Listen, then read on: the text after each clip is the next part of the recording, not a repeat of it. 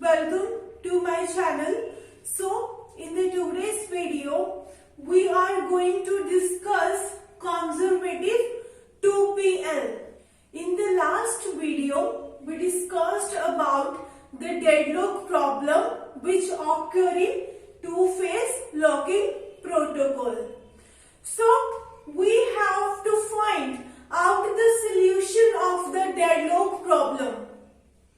Okay, if we have to manage the concurrent execution of multiple transactions, then we want to avoid the deadlock problem.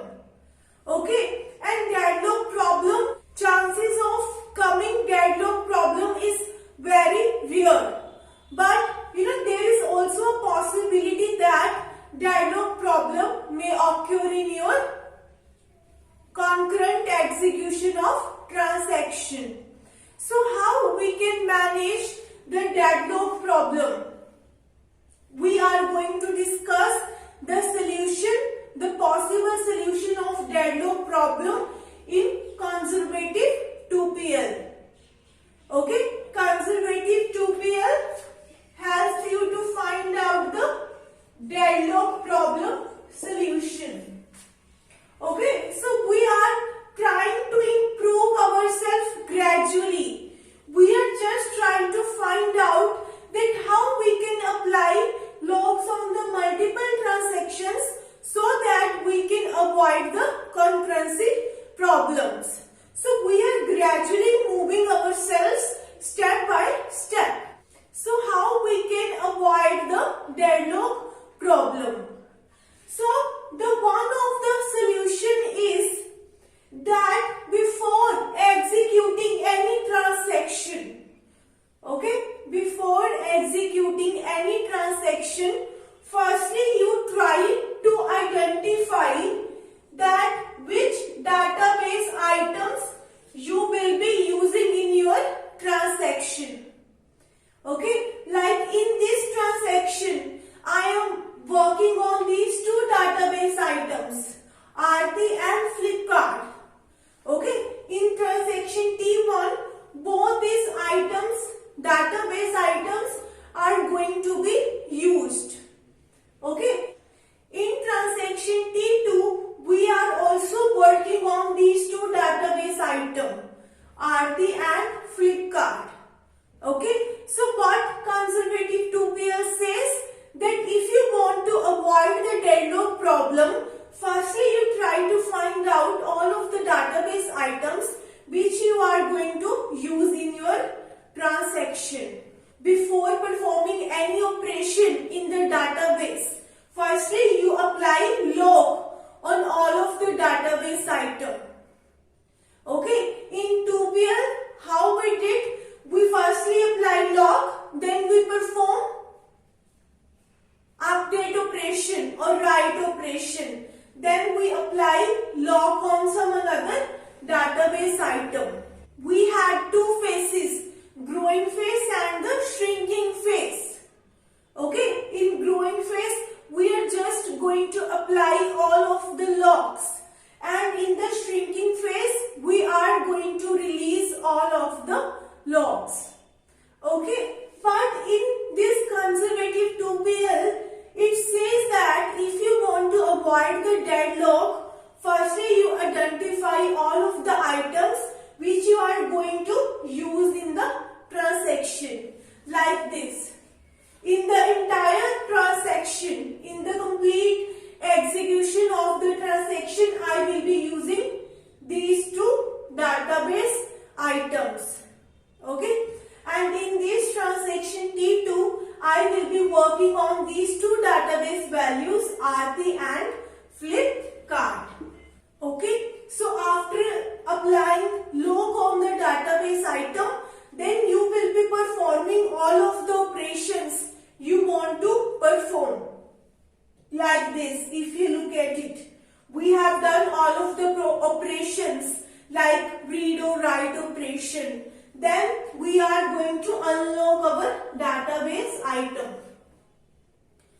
Okay, because we want to avoid the deadlock.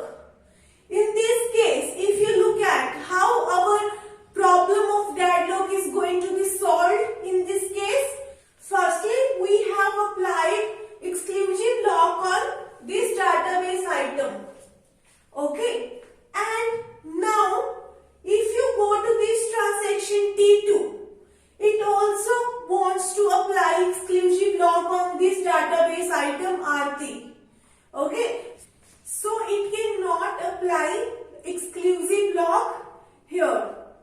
then we are going to print from transaction T2 to transaction T1. Then we are applying exclusive lock on Flipkart like this.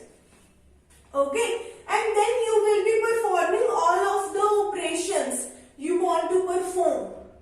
You are not stuck in anywhere in the execution of the transaction.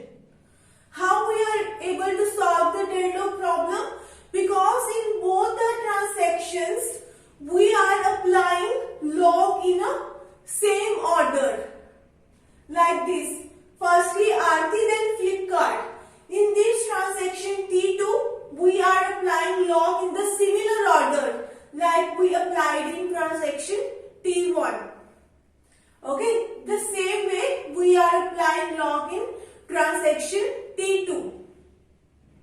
Okay, if you apply log this way, then you can get rid of the deadlock problem. But the problem is, before executing the transaction, how we will get to know that which data items we will be using in our transaction? So that is the question.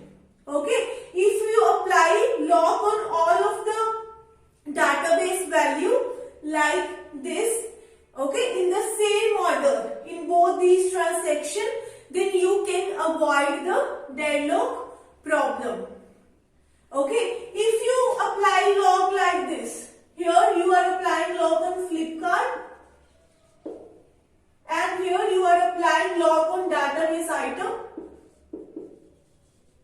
Aarti. Okay, so in this case, if you look at now, deadlock problem is going to come. Okay, this transaction is taking exclusive lock on Aarti and transaction T2 has got exclusive lock on Flipkart. Both these transactions are not going to release their locks unless they execute all of the operations they wanted. Okay, then transaction T1 says I want to get the exclusive lock on the Flipkart. Okay, but your transaction T2 says I am not going to release my lock on the Flipkart. Okay, it is not going to release the lock. And if you print to transaction T2 now, it says I want to get the exclusive lock on Aarti. But this transaction T1 says I am not going to release this lock. Okay, because all of the transactions has hold some of the lock and they are waiting for new locks. They are not going to release their locks which they have hold. So the right way of applying locks is this. You will be writing here Aarti and here Flipkart.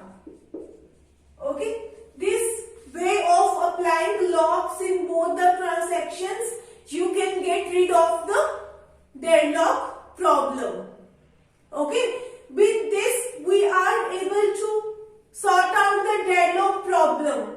But are we able to resolve the concurrency problems like dirty read? Are we able to solve that concurrency problems in this case? If you look at, still in this transaction, we are performing unlock operation before the commit. You are releasing your database item before performing the commit operation. Okay, because you are not sure that after these many number of instructions, you will be permitting to the another transaction. At any point after any number of instructions, you can print to the another transaction. Okay, let's try to understand the condition. Like you are applying here unlock operation. You are releasing this database item. Now any other transaction can get access of this database item. Okay, but till now we have not done the commit operation. Still all of the operations of this transaction T1 is uncertain.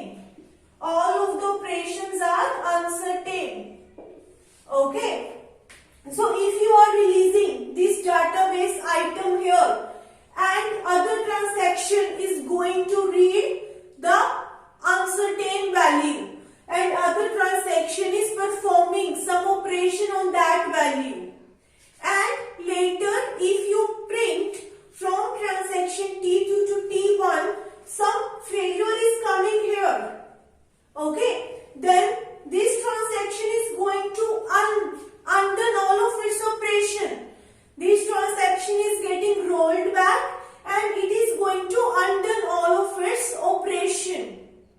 Okay, but your transaction T2 has done operation on the wrong value, the uncertain value which really doesn't exist. So it is going to disturb the consistency of the database. We will not get our database in a consistent state. So we have to avoid such kind of problem. Okay, we allow that one transaction should read some value from another transaction when it is committed. Okay, when something is committed, that means now that is certain, that is trustable.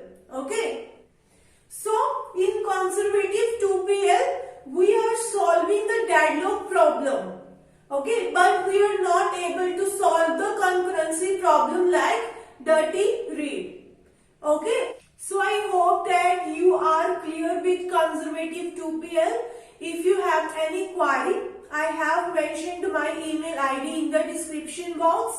You can contact me on that email ID. If you like my video, please like, share and subscribe my channel.